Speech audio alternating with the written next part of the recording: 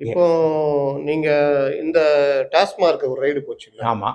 அந்த ride preliminary enquiry இருக்கும் பொழுதே, ரெய்டே வரக்கூடாது, என்கொயரியே வரக்கூடாதுன்னு போனாங்கல்ல? எவ்வளவு அசிங்கப்பட்டாங்க, எவ்வளவு அசிங்கப்பட்டாங்க. இப்ப பெஞ்ச் மாத்தியாச்சு. இப்போ உச்சநீதிமன்றம் போறாங்க, அங்கேயே அசிங்கப்பட்டாங்கல்ல. இல்ல போறேன்றாங்க. இப்போ மறுபடியும் போய் என்ன பண்ணா, ஏற்கனவே அசிங்கப்பட்டதுதான் வரும். ஏங்க திருட வீட்டுக்கு போலீஸ்காரன் சொல்லிட்டா வருவான்? சொல்லாம தான் வருவாங்க. அப்புறம் என்ன ஈடிக்கு நான் ஈடி வரேன், நாளைக்கு வரேன், 5 பேர் வரோம், 5 பேருக்கு சாப்பாடு டீ எல்லாம் எடுத்து கிட்டத்தட்ட 2 மணி நேரம் நாங்க 2 மணி நேரம் 10 மணி நேரம் அங்க சோதிக்கணும், எங்களுக்கு அங்க நல்ல வசதிகள் பண்ணி வச்சிருக்கேன்னு சொல்லிட்டா வருவான். இது மடத்தனமா இல்ல? என்ன சார் பேசுறீங்க? என்ன சார் அபிடவிட் போடுறீங்க வக்கீலா படிச்சுட்டு?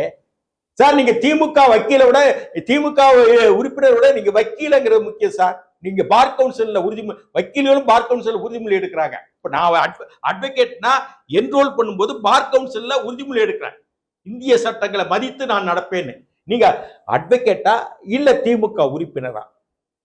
ஒன்று தெரியாத திமுக உறுப்பினரா? அதுக்கு திமுக சட்டத்துறை மனிதர்கள் சொல்ல வேண்டும். இஷ்டத்துக்கு உங்களுக்கு இஷ்டத்துக்கு சட்டம் கிடையாது, உங்களுக்கு இஷ்டத்துக்கு சட்டம் கிடையாது. நான் இப்போ பிராக்டிஸ் 10 வருஷம் ஆச்சு. ஆனால் நான் அன்னைக்கு அப்டேட் பண்ண எல்லா ரிப்போர்ட்டையும் நான் படிக்கிறேன்.